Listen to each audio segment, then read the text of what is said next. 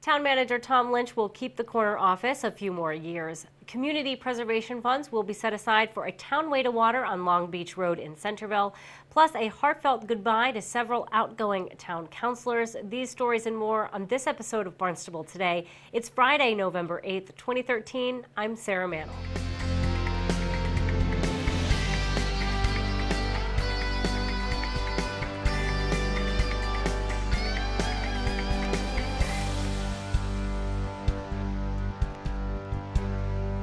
Last night's town council meeting was the last meeting for 6 councilors. It was the last night on the dais for Tom Rugo, Mike Hersey, James Cote, Janet Jochum, Jan Barton, and June Daly.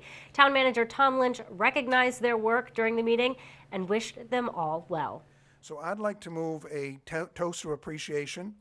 I hear a second.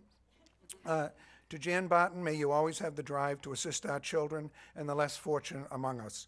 To Janet Jochum, may you keep fighting for funding for our schools and forever be the queen of Facebook. To Tom Rugo, may you enjoy Lake Wequacket free of roaring jet skis.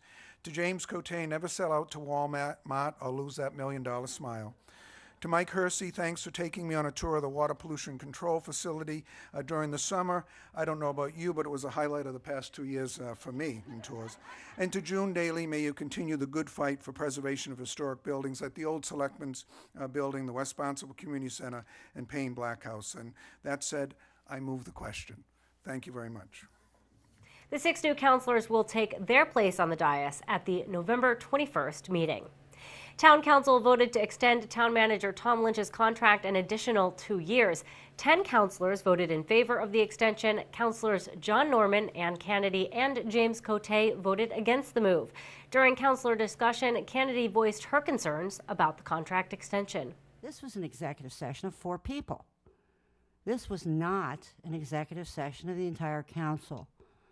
This is not, as far as I'm concerned, open and transparent government. If you have a subcommittee meeting before the full council has sat down, decided that that is the direction we're going to go, that we're going to go and renegotiate a contract that's not even up until 8 months, you know, I don't even know what you're worried about, because there's nobody up here, as far as I know, that would have objected to renewing Mr. Lynch's contract. There's nobody up here that I think would suggest it at this point to do a search.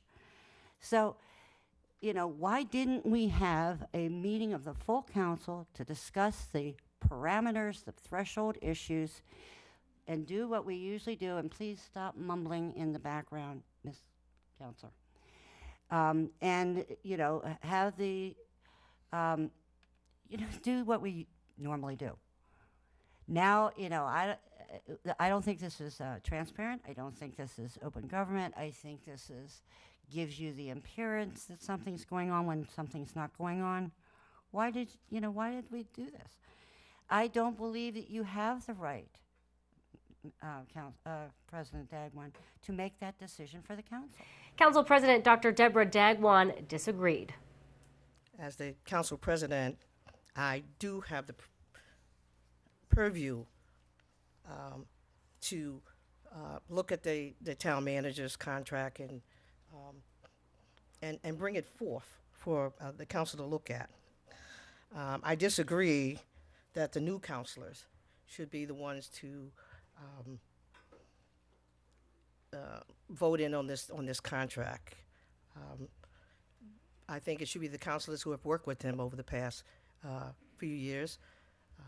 All the councilors sitting up here evaluated this town manager in July as the final step in that process of evaluating the town manager.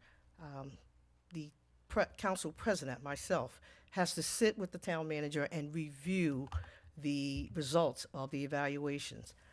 And I have to take credit, because at the time I asked him, at that time, how would he consider, what he thought about hanging on. He wouldn't give me an answer at that time, but I was nudging him. He had a 95% rating. Didn't want to lose him, but he couldn't give me an answer at that point. And with a lot of the opportunity of some of our counselors with term limits, some were leaving. I felt an urge to have this council extend or look at extending his contract. So we have a committee, and I asked them to come together. Some of them, they didn't know that they were going to have that task. That was my thought, and they came together and decided to do that. Councilor Jen Cullum asked Town Attorney Ruth Weil to clarify the legality of the process. You will recall that when Mr. Lynch was hired, there was a subcommittee that was established, including all the members that Mr. Rugo just recited. When President Dagwan, as she related, approached Mr. Lynch about extending his contract, under his existing contract, the council president could act alone and just bring forth an amended contract. But the council president thought it would be better to be more inclusive and suggested that the committee be reconvened, which it was. We double-checked. The meeting was properly posted. It was noticed on the town council bulletin as required. And the process was really to make sure that in the town council president's mind, she wasn't acting alone. She was using the committee that had previously convened for this purpose. Ultimately, again, the council voted 10-3 in favor of the contract extension.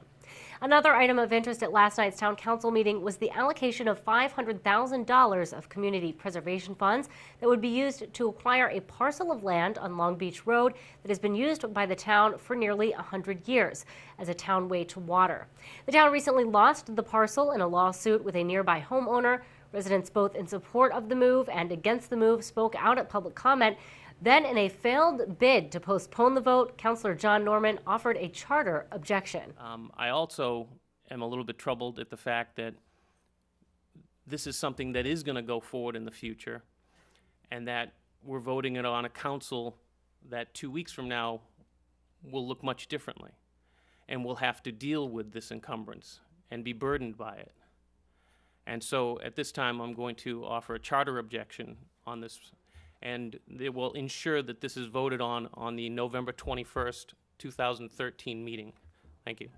A point of procedure, I'm joining him on that charter objection. Point of order, Madam President. I believe that Absolutely. charter objection is out of order. It should be called at the time of the vote. I believe we have a rule on that. Correct. I believe the charter objection, as it's stated, is prior to any vote. No. No. It should be once the item is moved, and then you can do the charter objection, but not The item was moved. It hasn't been moved at all. I mean, we're doing discussion right now. This was discussion. The ruling that I got out Oh, was... excuse me, Sure, go ahead. Vice President Grassetti. Sorry. Thank you. Suppose we could have clarification from town attorney with regard to procedure on charter objections. Charter objections has been an issue that has come before the council on several occasions. And Bob Smith initially gave the ruling concerning the timing of the charter objection. It's based in the language of 2-8C, which is under measures, charter objections, which states, on the first occasion that the question on adoption of a measure is put to the town council, if a single member objects to taking the vote shall be postponed until the next meeting of the town council, whether regular or special, and if two members, as in this case, object to such postponement, it shall be to the next regular meeting. The matter has not been put to a vote yet. This objection is premature. It has to occur when the question is moved, debate is closed, it is successfully moved, and before the vote starts. So that has been the ruling in the past on several occasions. When a charter objection is called improperly, it may not be called again. 10 councilors voted in favor of the measure. Councilors Kennedy, Cote, and Norman voted against. The measure passed with more than 2/3 in support. The council also voted to keep Barnstable's tax at a factor of 1. That means residents and businesses will be taxed equally. The residential exemption will also remain with no changes. For Barnstable Today, I'm Sarah Mantle.